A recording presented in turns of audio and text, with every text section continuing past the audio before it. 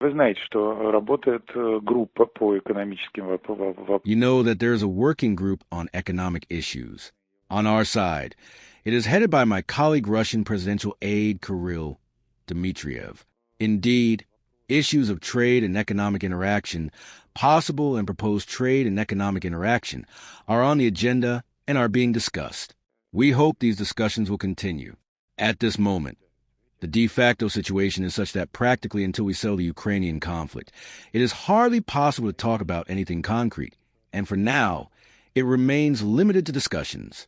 But as if we progress toward a peaceful settlement, then it can move to a more practical level. In general, the format of the Union State of Russia and Belarus implies coordination on a wide range of issues, including foreign policy. This foreign policy coordination is preserved. Unlike Minsk, we have not yet defined our position on the border peace, as you correctly noted. This issue remains under discussion at the Russian Foreign Ministry, which, in collaboration with our partners and allies, is trying to sort out.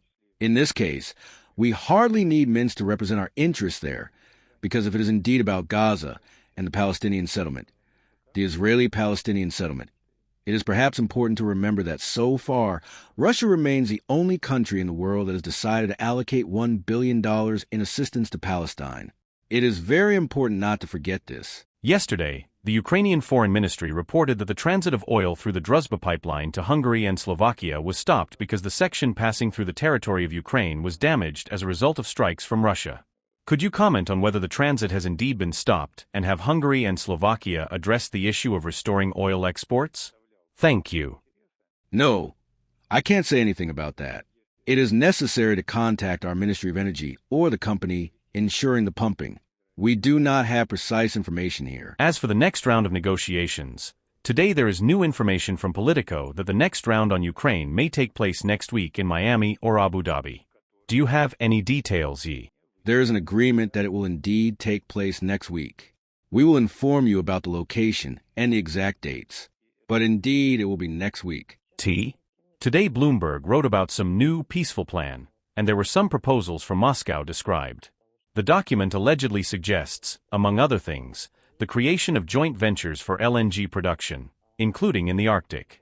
It also involves favorable conditions for American companies wishing to return to Russia, as well as the possible return to the dollar settlement system.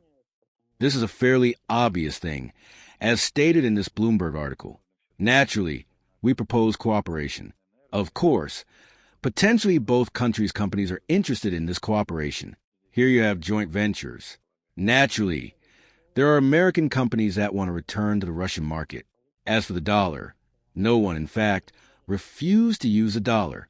The issuing country, the United States, restricted a number of countries from using the dollar.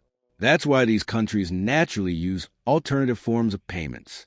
If the U.S. abandons this practice of restricting the use of the dollar, then the dollar will need to compete with other alternative currencies, with national currencies that are increasingly used worldwide. If the dollar becomes attractive, then, of course, it will return to use among other currencies.